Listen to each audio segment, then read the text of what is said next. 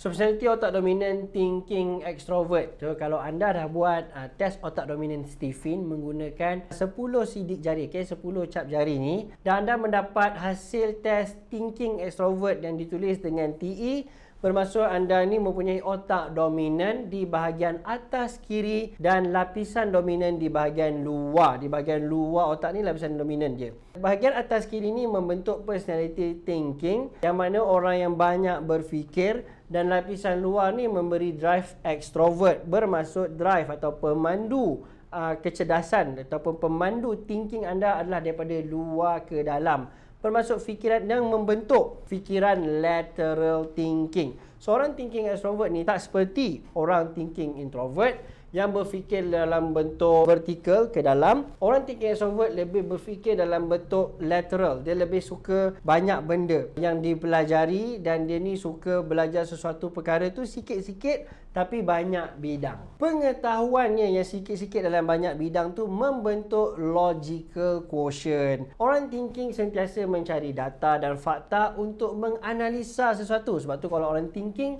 tak kisah thinking introvert atau thinking extrovert, mukanya akan lebih macam berkerut sedikit kalau kali pertama kita kenal, sebab dia menganalisa situasi. Adakah dia perlu bercakap, adakah dia perlu diam, semuanya berlaku dalam masa yang singkat ataupun kata beberapa detik sahaja.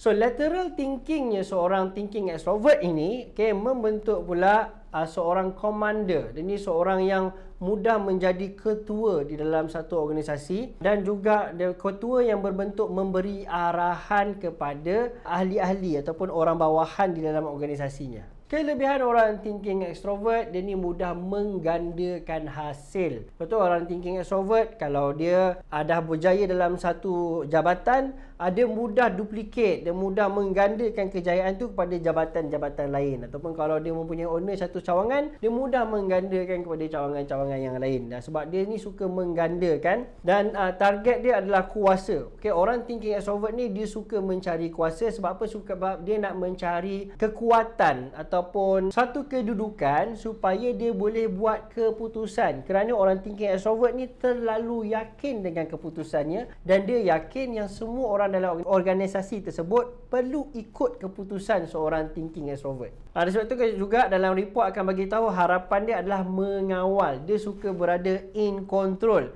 Ini juga satu kelebihan dan ini juga kelemahan, kerana dalam kehidupan kita tak semua benda kita boleh kontrol. Tapi orang thinking extrovert ni dia cuba mengawal situasi tu sehabis baik menggunakan logik, data dan fakta. So arah brand orang thinking extrovert akan dikenali disebabkan proses pengurusan yang dicipta. So dia ni orang yang akan bina SOP, dia akan buat proses supaya orang lain boleh ikut proses tersebut dan menghasilkan sesuatu yang besar. Sifat wang seorang thinking extrovert, dia suka mengumpul, dia suka dapat duit tu sekali banyak.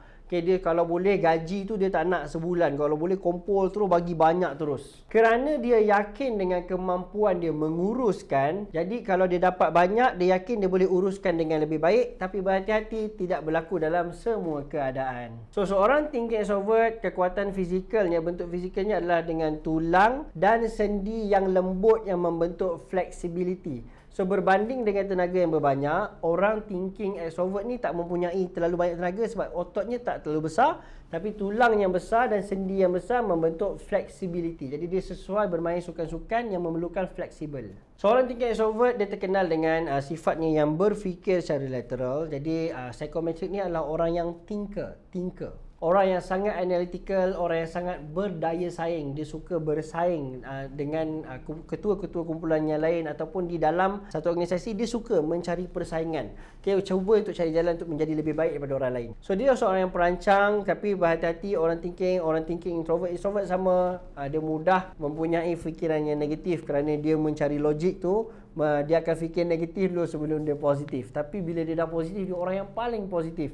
Malah mudah terpengaruh bila dia sangat meyakini sesuatu yang positif tu. Argumentatif, orang yang suka berdebat, orang yang sangat formal dan orang yang mencari keadilan. Dia akan cuba mencari keadilan dalam sesuatu perkara ataupun cuba berlaku adil sehabis baik. Kalau dia tak dapat berlaku adil, bagi dia adalah loser. Dia rasa macam kecewa. Jadi orang thinking extrovert ni, dia mudah menang dalam sesuatu tapi staminanya kurang. Jadi dia ni cepat letih kan, ototnya tak banyak. Dia cepat penat, staminanya kurang. Jadi perlukan bantuan daripada orang lain. Dia juga, bagi dia kebenaran ni hanya datang daripada analisa dan data dia. Dia susah nak percaya pada orang lain. Jadi dia susah menerima nasihat daripada orang luar. Ini suatu yang thinking extrovert perlu berhati-hati, sebab kita kena faham ramai orang yang lebih berpengalaman dan lebih mempunyai pengetahuan yang luar daripada seorang thinking extrovert ni. Orang thinking extrovert, dia ni dinamik tapi dia mudah menormalkan kehidupan dia. Dia mudah membina rutin. Pagi buat apa, tengah hari buat apa, petang buat apa. Dia mudah mencipta rutin walaupun tanpa dia sendiri nak, tapi dalaman dia sendiri mencari rutin harian. Berbanding thinking introvert, seorang thinking extrovert lebih mudah adapt dengan suasana di luar kerana drive-nya extrovert tu datang daripada luar ke dalam yang membentuk tenaga dalam diri dia. Jadi bila dapat cabaran baru, seorang thinking extrovert ni sangat bersemangat, sangat bertenaga bila dicabar ataupun menerima cabaran yang baru ataupun permasalahan yang baru yang perlu diselesaikan dalam kerja, dalam keluarga ataupun dalam organisasi. Tapi disebabkan tenaga tu datang daripada luar, jadi orang thinking extrovert ni lebih cenderung nampak macam orang pemalas. Sebab kalau tak ada excitation ataupun tak ada drive daripada luar yang memaksa dia ataupun bagi dia excited, dia akan nampak malas. Malah tenaga tu pula lebih banyak digunakan untuk berfikir berbanding buat kerja. Jadi orang thinking extrovert ni akan nampak seperti orang yang malas kadang-kadang. So dari sudut pembelajaran, seorang thinking extrovert tidak ada masalah dalam belajar. Cuma dia juga perlu tahu sama ada berbaloi ataupun tidak dia belajar ataupun ambil sesuatu course tu sampai tamat. Sebab dia mencari logik dan perkataannya adalah berbaloi. Adakah berbaloi aku belajar subjek ni? Adakah berbaloi aku ambil course ni?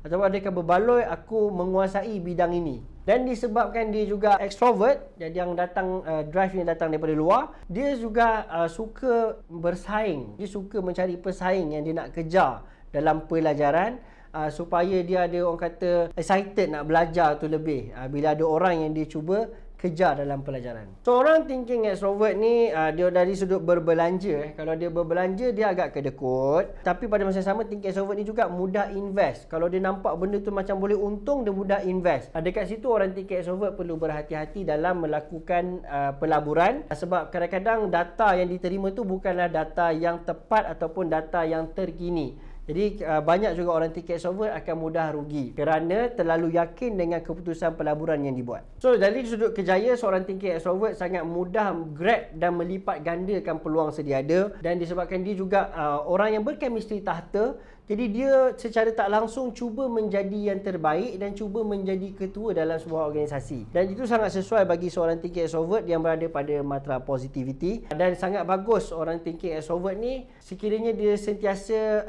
volunteer untuk mengambil tanggungjawab. So orang thinking extrovert ni secara puratanya orang yang commander, yang berfikiran luas dan dia tidak menangguh keputusan. Disebabkan dia tak menangguh keputusan, dia mudah dijadikan ketua. Sebab ketua perlu buat banyak keputusan setiap hari. Jadi bila dia ni buat keputusan dengan cepat, orang selesa nak jadikan dia seorang ketua. Bukan semua keputusan seorang thinking extrovert betul, tapi bagi dia ada keputusan adalah lebih baik daripada tiada keputusan. Pada masa yang sama, seorang thinking extrovert juga dia mudah mengawal suasana dengan logik. Jadi kalau apa keputusan yang dia buat tu salah ataupun menyebabkan kerugian, dia boleh memberi logik dan juga dia boleh memberi penyelesaian untuk bangkit semula ataupun untuk gain balik apa yang dia dah lost. Dan sebab bila bercinta pula, orang thinking extrovert ni dia bercinta macam bekerja, macam bos dengan pekerja. Dia boleh bagi arahan pada pasangan dia, dia bagi tahu okey, ini kerja saya, ini kerja awak. Dia memberi peranan di dalam sebuah keluarga dan percintaan. Jadi untuk seorang thinking extrovert ataupun anda ada keluarga, anak yang thinking extrovert ni, cara untuk dia ni cepat berjaya adalah dengan tidak menangguhkan keputusan, banyak buat keputusan dan belajar untuk buat keputusan yang baik. Bagaimana dia nak buat keputusan yang baik? Baca buku,